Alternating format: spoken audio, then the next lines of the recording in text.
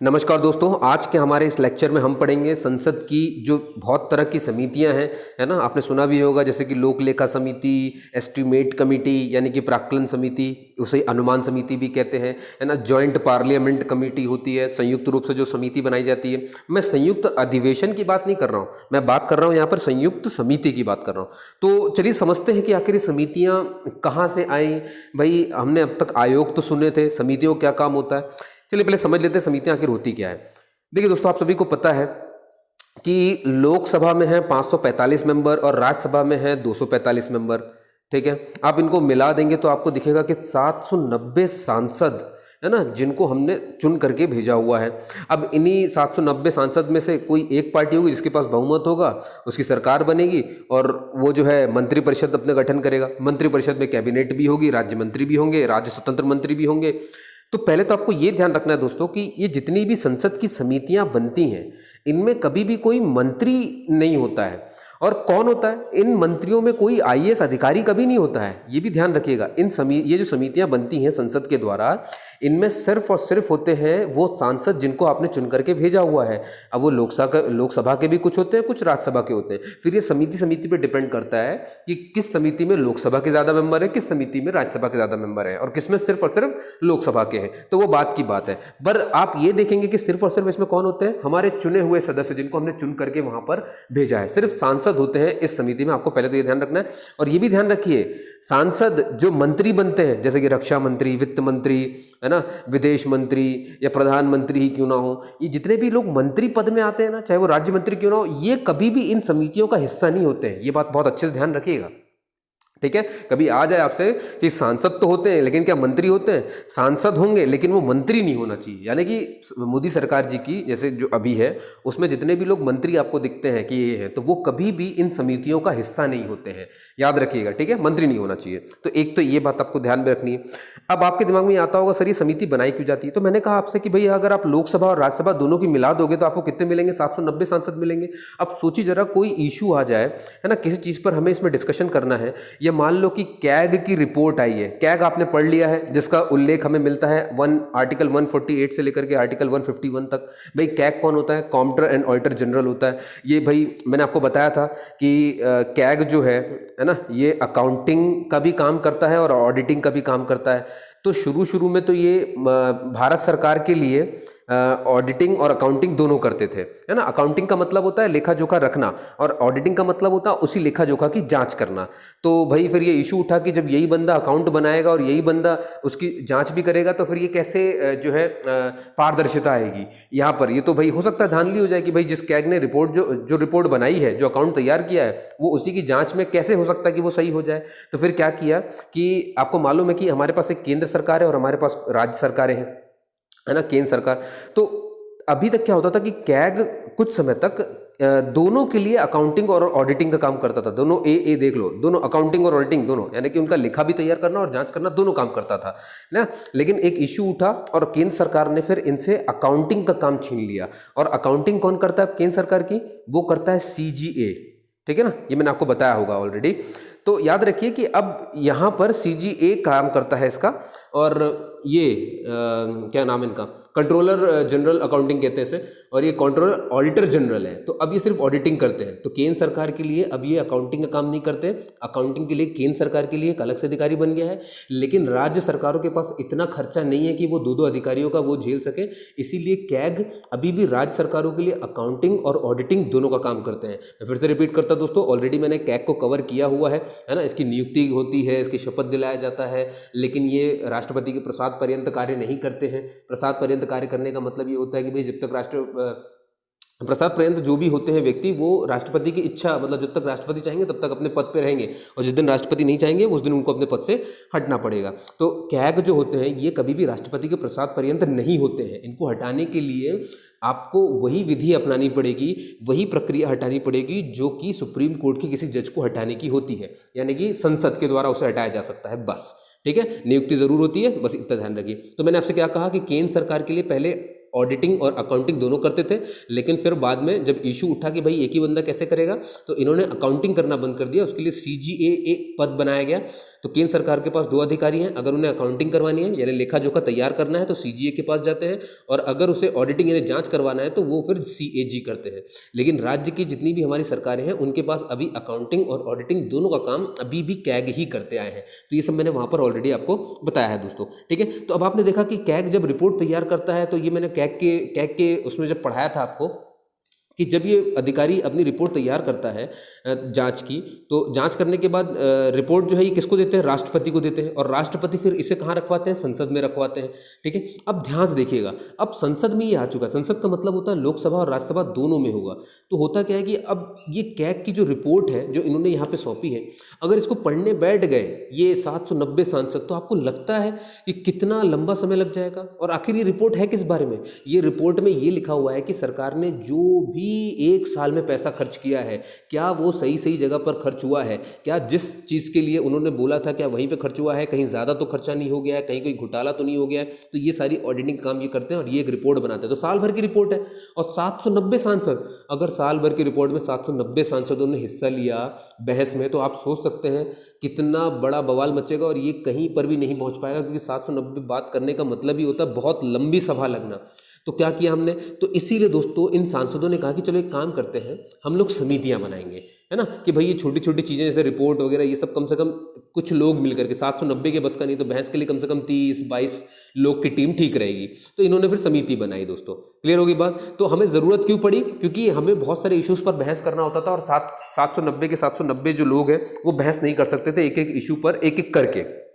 Clear हुआ, है ना। तो ये तो आपको समझ में आया कि ये क्यों बनाई गई। अब आप सोचेंगे सर इसका इतिहास कहाँ है, कहाँ से लिया है, तो याद रखिए दोस्तों ये हमने कॉन्सेप्ट इंग्लैंड से लिया हुआ है, ठीक है। आप समझ गए मेरी बात। और इसका इतिहास ऐसा है दोस्तों, आप सभी ने सुना होगा मॉन्टेग्यू चेम्सफोर्ड अधिनियम 1919। ये वही अधिनियम है जिसमें द्वैत शासन द्वैत शासन जो है लागू करवाया गया था, आपको पता होगा, है ना। इसका 1919 एक जैसा है ना, द्वैत शासन।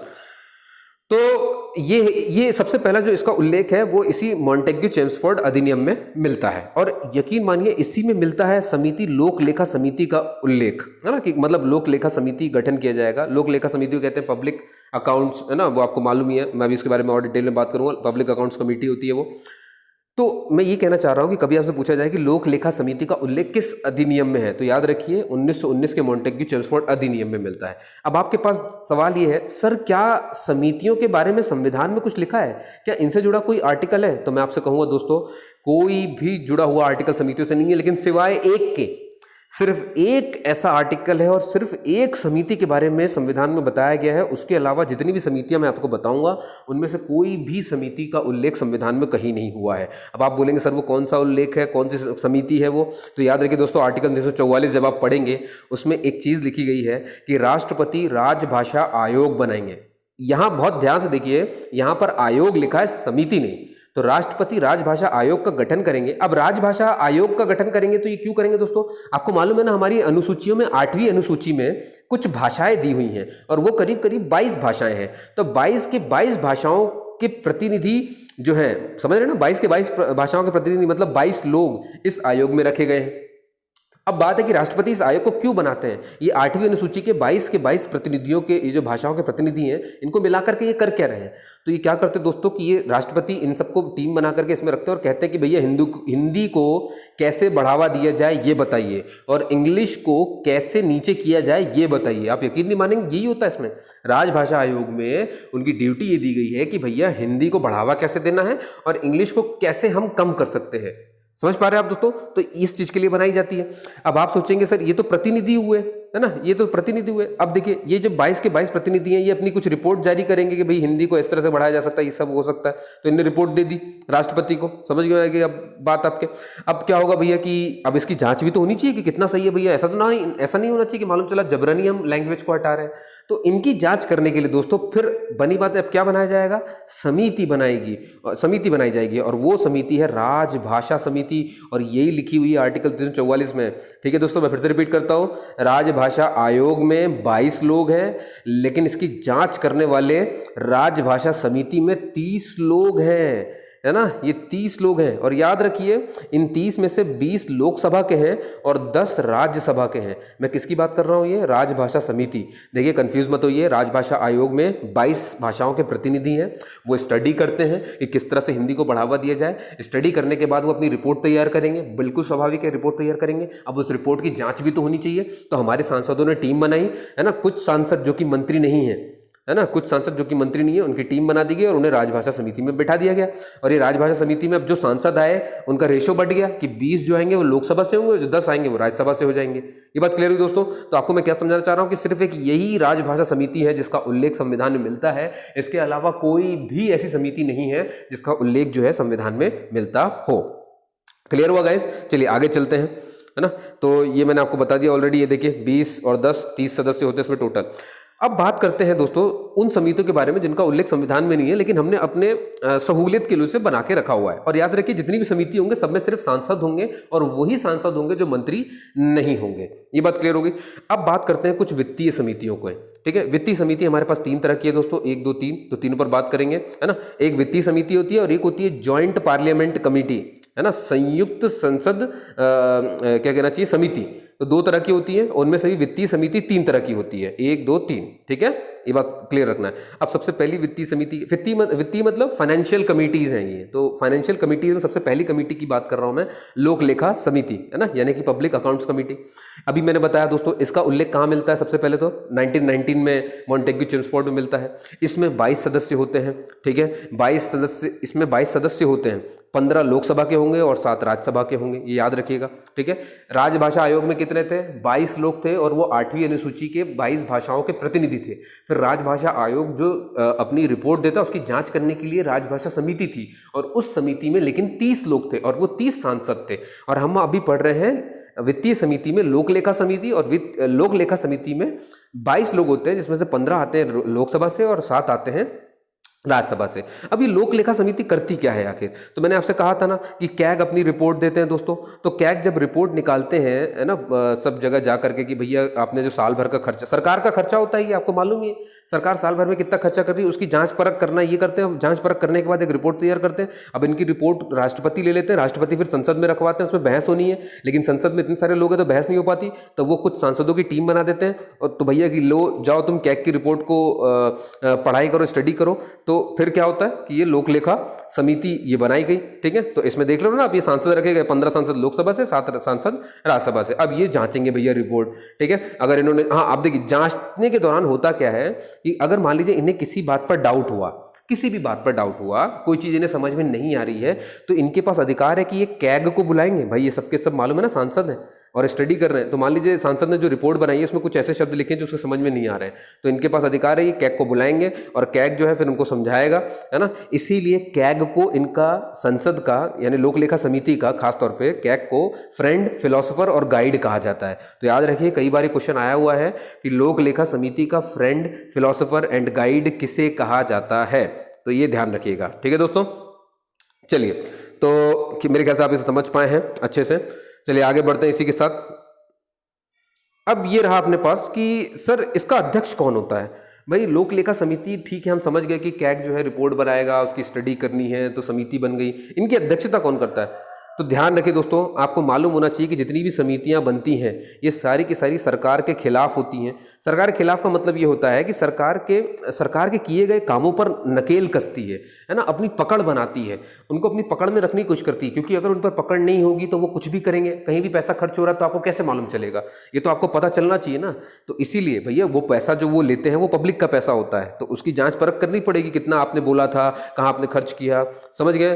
तो अब आप मुझे बताइए, तो इसकी पारदर्शिता को मेंटेन करने के लिए कभी भी सरकार की तरफ से, जिसकी सरकार बनी है उसकी पार्टी से कोई भी बंदा इसका अध्यक्ष नहीं बनता है।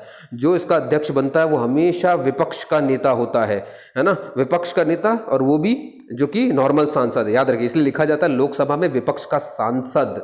देखिए साफ साफ शब्दों में लिखा जाता है ना। मैं अगेन बोलता हूं दोस्तों, इसमें मंत्री नहीं होंगे, नहीं होंगे, नहीं होंगे, सांसद होंगे, और वो भी विपक्ष के सांसद होंगे, वो भी लोकसभा में, ठीक है, वही इसकी अध्यक्षता करेंगे। तो अब आप समझ गए होंगे कितनी पारदर्शिता रह सकती है जब भाई विपक्ष का आदमी है, तो आपको समझ में आ रहा होगा। ठीक है। चलिए, तो एक समिति ये थी हमारी। और अभी हमारे जो लोक लेखा समिति है उसके जो अध्यक्ष हैं वो हैं मल्लिकार्जुन खड़गे साहब, है ना। ये लोकसभा में कर्नाटक राज्य से आते हैं, कांग्रेस के लीडर हैं, आपको पता ही है, एक है ना, कांग्रेस के वन ऑफ द लीडर। दोस्तों, दूसरी जो वित्तीय समिति है उसे कहते हैं हम अनुमान समिति, या कह लो आप प्राक्कलन समिति, या कह लो आप एस्टिमेट कमिटी इंग्लिश में। ठीक है। अनुमान लगाना, तो अनुमान किस में लगाया जा सकता है दोस्तों? अनुमान मतलब होता है जैसे कि बजट। बजट आखिर क्या होता है? बजट, जब बजट सरकार पेश करती है लोकसभा में, तो आपने देखा होगा कि भाई ये तो एक तरह से अनुमान ही लगाया गया कि भाई हम इतना इतना खर्चा यहाँ करेंगे, हम इतना इतना खर्चा यहाँ करेंगे। और आपको मालूम है ना कि जो पैसा खर्चा करने की बात करती है सरकार बजट को दिखा कर करे, ये बजट में होता ही क्या है आखिर? टैक्स को बढ़ाना, टैक्स को हटाना, ये सब होता है ना। अब आप मुझे बताइए, टैक्स को बढ़ाना, घटाना या नया करना या कुछ टैक्स खत्म करना, ये किससे जुड़ा हुआ है? ये आम पब्लिक से जुड़ा हुआ है, यानी कॉमन पीपल से जुड़ा हुआ है। तो क्या आपने देखा है क्या इसी बजट को अपन धन विधेयक कहते हैं? बिल्कुल सही। अपन 109 आर्टिकल जब पढ़ते हैं तो उसमें साफ साफ लिखा है कि धन विधेयक जो है वो धन विधेयक किस किस को कहा जाएगा, तो टैक्स और ये सब जो होते हैं। और धन विधेयक है या नहीं है ये कौन घोषित करता है? लोकसभा का स्पीकर घोषित करता है। कोई भी विधेयक धन विधेयक है या नहीं, ये लोकसभा का स्पीकर जो होता है, जो अध्यक्ष होता है, वो घोषित करता है ना। और इसका उल्लेख आर्टिकल 109 में मिलता है दोस्तों। और बजट एक धन विधेयक होता है, याद रखिए। अब देखिए दोस्तों, अगर ये एक धन विधेयक है तो टैक्स से जुड़ा है, और अगर टैक्स से जुड़ा है तो ये पब्लिक से जुड़ा है, और अगर ये पब्लिक से जुड़ा है तो क्या इसकी समिति कैसी होनी चाहिए? इसकी समिति में कौन लोग होने चाहिए? तो आप देखोगे इसकी समिति में 30 लोग होते हैं, और वो 30 के 30 सिर्फ लोकसभा से होते हैं सर, राज्यसभा का कोई इन्वॉल्वमेंट नहीं है। अब ऐसा क्यों है, समझिए। ये कहा गया है कि आर्टिकल 109 जो धन विधेयक है उसमें ये कहा गया कि भैया धन विधेयक सिर्फ और सिर्फ लोकसभा में लाया जाएगा। इस सिर्फ और सिर्फ का मतलब ये नहीं है कि राज्यसभा में नहीं लाया जाएगा, लोकसभा में सबसे पहले लाया जाता है। क्यों लाया जाता है? क्योंकि टैक्स को हटाना, बढ़ाना, ये सब है, और ये जुड़ा हुआ है आम लोगों से। और आम लोगों की सरकार कहाँ बैठती है? लोकसभा में। ये तो आपको पता है ना। क्यों? क्योंकि इसी ही कहते हैं क्या? लोक सदन। मालूम है ना, ये लोगों का सदन है, यानी कि हाउस ऑफ पीपल। याद रखिए, ये हाउस ऑफ पीपल है। इसीलिए भैया इनकी जवाबदेही हमारे प्रति है, यानी लोकसभा के प्रति है। इसीलिए जो विधेयक है, धन विधेयक जो है, इसे लोकसभा में लाना होता है। राज्यसभा में सिर्फ 14 दिन के लिए जाता है, लेकिन वो भी कुछ नहीं कर सकते, सिर्फ चर्चा कर सकते हैं 14 दिन में। उन्हें 14 दिन के अंदर अंदर इसे वापस उन्हें भेजना पड़ेगा।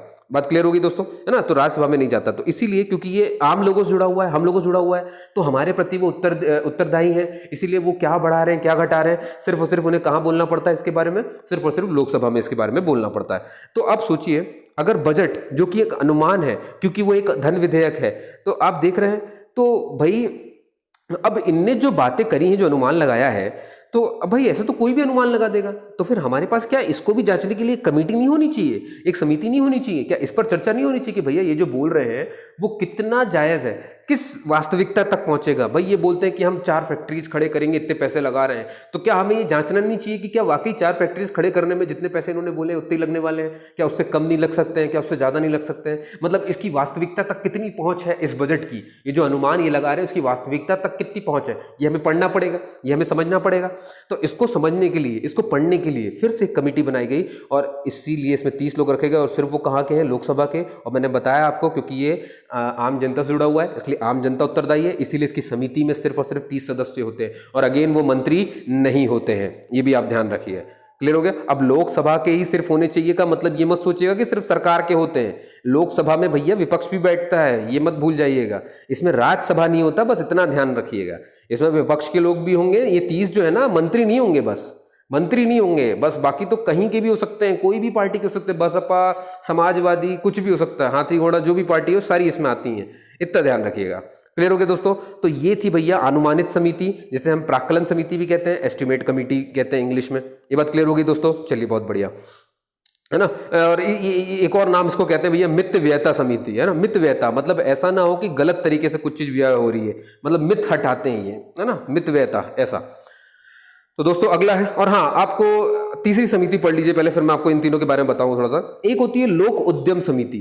अब देखिए, लोक लेखा अलग थी, दोनों क्लियर कर देता हूं मैं ताकि डाउट ना रहे। लोक लेखा समिति, है ना, जिसे PAC कहा था, और ये है लोक उद्यम समिति, जिसे कि हमने कमिटी ऑन पब्लिक अंडरस्टैंडिंग कहा है इंग्लिश में, तो इसे हम कहते हैं कोपू, है ना। आप देख रहे हो दोनों ही लोक है। याद रखिए दोस्तों, ये उद्यम मतलब होता है इंडस्ट्री। तो अब क्या होता है कि लोक उद्यम मतलब होता क्या है, तो तब तो आपको समझ में आएगा कि लोक उद्यम की समिति क्यों बनाई जा रही है। देखिए, आपको मालूम है हमारे पास बहुत सारी ऐसी जितनी भी संस्थाएं हैं, ऐसे जितने भी उद्योग हैं जिनमें जो कर्मचारी हैं वो सरकारी हैं, जिनमें जो पैसा लग रहा है वो सरकार का लग रहा है, जिसमें जो घाटा होना है वो सरकार को होना है, जिसमें जो फायदा होना है वो भी सरकार को होना है, ऐसे उद्यम को लोक उद्यम कहा जाता है, यानी कि पब्लिक सेक्टर, है ना दोस्तों। पब्लिक सेक्टर कहते हैं इसे, public sector company. Private sector अलग होता है, पब्लिक सेक्टर अलग होता है। अब कैसे समझेंगे आप? आपने सुना होगा एनटीपीसी, नेशनल थर्मल पावर, आपने कॉर्पोरेशन सुना हुआ है, सेल सुना हुआ है, गेल सुना हुआ है, ओएनजीसी ऑयल एंड गैस आपने सुना हुआ है, HPCL, BPCL, Bharat petroleum, IOCL, Indian oil corporation limited. आप क्लियर दिख रहे हैं सब? इन सब में ये क्या है दोस्तों? इन सब में पैसा सिर्फ सरकार का लगता है, फायदा भी सरकार को होता है, घाटा भी सरकार को होता है। इसमें जितने भी कर्मचारी होते हैं वो सरकारी कर्मचारी ही होते हैं, है ना, सरकारी कर्मचारी अधिकारी होते हैं। तो ऐसे उद्यमों में भी तो भैया देखना पड़ेगा ना। लेकिन ये किसने कहा? देखिए 1964 में कृष्णा मेनन समिति बनी थी। कृष्णा मेनन वो हैं जो हमारे रक्षा मंत्री भी रहे हैं। जब इनका गठन हुआ तो उन्होंने कहा कि भैया जब आप ये फैक्ट्रीज वगैरह बना रहे हो, जो इंडस्ट्रीज वगैरह बना रहे हो जिसमें सरकार का पैसा लग रहा है, क्या इसकी जांच नहीं होनी चाहिए कि भैया ये लोग कितना कमा रहे हैं और जो कमा रहे हैं क्या सही है? कहीं ऐसा तो नहीं कि इक्विपमेंट बर्बाद जा रहे हैं, ऐसा तो नहीं कि कोई भ्रष्टाचार कर रहा है, तो इनकी भी तो जांच होनी चाहिए। तो इनके कहे अनुसार, कृष्णा मेनन समिति कहे अनुसार लोक उद्यम समिति बनाई गई और लोक उद्यम समिति फिर इस रिपोर्ट की भी जांच करने बैठ गई। देखो समिति है, ये रिपोर्ट की जांच करती है, रिपोर्ट बनाती नहीं है। ये बहुत अच्छे से सुन लीजिए। अब बात है कि अगर ये जांच कर रही है किसी रिपोर्ट की तो फिर उस रिपोर्ट को बनाने वाला भी तो कोई होना चाहिए। तो वो रिपोर्ट कौन बनाता है? अगेन वो कैग बनाता है दोस्तों। तो कैग का काम ऑडिटिंग करना है, तो ऑडिटिंग करते करते वो फैक्ट्री की भी ऑडिटिंग कर देते हैं, लेकिन क्योंकि इनको थोड़ा सा बहुत सारे हैं, अलग हैं, इसलिए इनकी रिपोर्ट को थोड़ा सा अलग कर देते हैं। तो ये दोनों ही बनाते हैं, है ना। ऑडिटिंग तो सबकी करी दी इन्होंने, दुनियादारी जितने भी हैं अपने इंस्टीट्यूशंस, है ना, सबकी ऑडिटिंग करते हैं, उसमें फैक्ट्रीज की भी ऑडिटिंग करते हैं, बस फाइल अलग कर देते हैं। तो कहने का मतलब है कि कैग जो है वो दो फाइलें देते हैं, एक ऑडिटिंग की जो नॉर्मल ऑडिटिंग है और फैक्ट्री की ऑडिटिंग की अलग देते हैं, और ये दोनों ही रिपोर्ट वो राष्ट्रपति को देते हैं। राष्ट्रपति ये दोनों को ही जो है संसद में चर्चा के लिए रखवाते हैं। अब अगर वो नॉर्मल ऑडिटिंग वाली है तो उसमें लोक लेखा समिति समिति में चली जाएगी। भैया ये कौन सी वाली दोस्तों? एक वर्ष में कितना पैसा खर्च हुआ वहां पे, है ना। तो उसमें फैक्ट्रीज भी आती है, बस फैक्ट्रीज की फाइल अलग कर दी जाती है, ठीक है। तो ये वाली जो जिसमें फैक्ट्रीज नहीं है वो वाली रिपोर्ट जो है ये लोक लेखा समिति को चली जाएगी, और जिसमें फैक्ट्री वाला मामला होगा ये वाली आपके लोक उद्यम समिति को चली जाएगी। मतलब ये एनटीपीसी, सेल गेल वाली जितनी भी रिपोर्ट, जितनी भी ऑडिटिंग वो करके लाते हैं और रिपोर्ट करते हैं, उन सब रिपोर्टों की जांच फिर लोक उद्यम समिति करती है। तो क्वेश्चन आ सकता है आपके पास कि फैक्ट्रीज के लिए कौन, जब कैग रिपोर्ट देते हो किसको जाएगा? तो कहीं आपको अगर ये पता रह जाए कि कैग सिर्फ और सिर्फ लोक लेखा समिति को रिपोर्ट सौंपते हैं, तो ऐसा मत सोचिएगा। कैग कभी किसी को रिपोर्ट नहीं सौंपते हैं, वो सिर्फ रिपोर्ट सौंपते हैं राष्ट्रपति को। राष्ट्रपति उन दोनों रिपोर्ट को रखवाते हैं संसद में। अगर वो नॉर्मल ऑडिटिंग है किसी और, मतलब अगर वो फैक्ट्री की नहीं है तो वो लोक लेखा समिति के पास जाएगी, लेकिन अगर वो फैक्ट्री से जुड़ी हुई ऑडिटिंग है तो वो सिर्फ और सिर्फ लोक उद्यम कमेटी के पास जाएगी। क्लियर हो गया दोस्तों, है ना। ये आपको ध्यान रखना है। अच्छा, अब इसमें मेंबर कितने होते हैं ये भी आपको ध्यान दिला देता हूं। इसमें फिर से मेंबर होते हैं 22, है ना। आपको तो दोनों में ही दिख गए ना। कैग की रिपोर्ट को जो दो समितियां जांच रही हैं, दोनों में 22 लोग हैं, है ना। 22 में से अगेन 15 इसमें भी 15 लोकसभा के हैं और 7 इसमें भी राज्यसभा के, 7 इसमें भी राज्यसभा के। क्लियर है दोस्तों। कैग की रिपोर्ट को जांचने वाली दोनों कमेटियों में 22 लोग हैं, इतना आपको ध्यान रखना है, ठीक है। और ये देखिए मैंने लिखा भी है कि जितनी भी हमने 3 वित्तीय समितियां मैंने पढ़ा दी आपको। पहली वित्तीय समिति थी पब्लिक अकाउंट्स कमेटी, लोक लेखा समिति, फिर प्राक्कलन समिति, है ना, अनुमानित समिति ईसी, और फिर आपने पढ़ लिया कोपू, मालूम है ना, लोक उद्यम समिति होती है ये।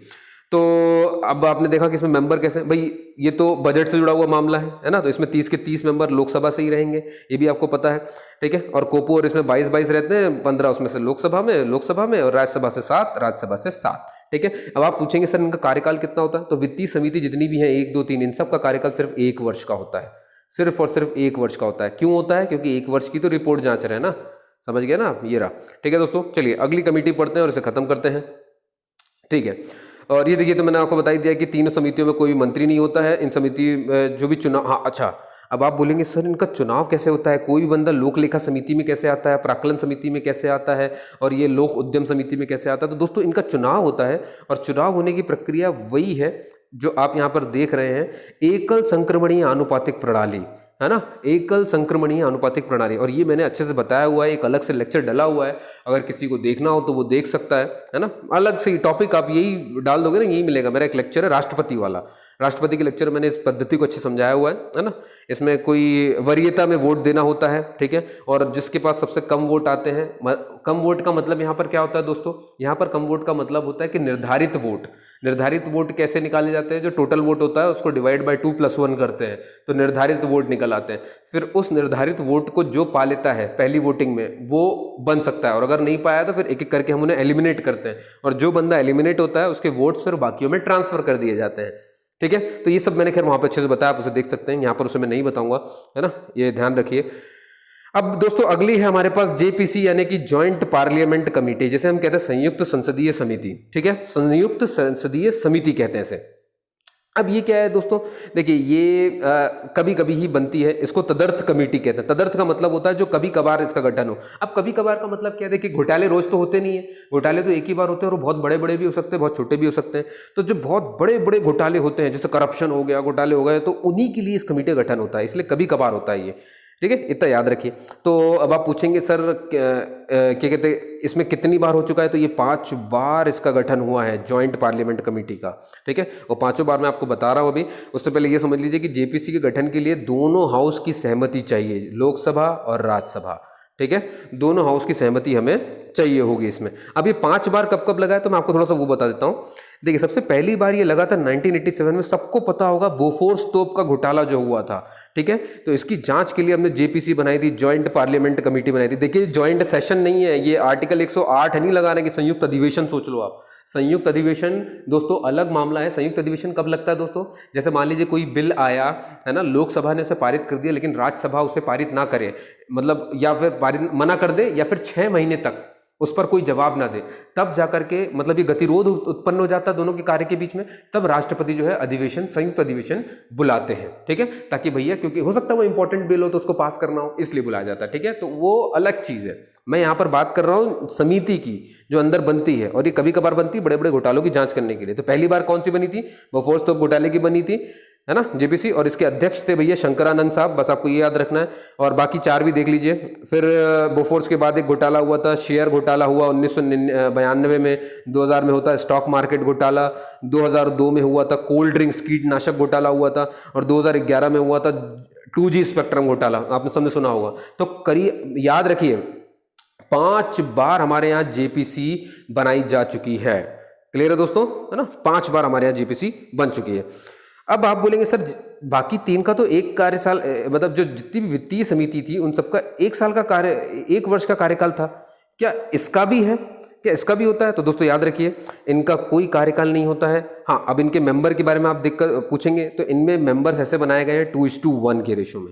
मतलब 2:1 का मतलब यही होता है कि भाई अगर आप 30 रख रहे हो तो 30 में से 20 जो है वो यहाँ के होंगे, और जो 1 है और जो 10 हैं वो राज्यसभा के होंगे। तो बस इनने रेशो लिखा है, मेंबर फिक्स नहीं किए हैं।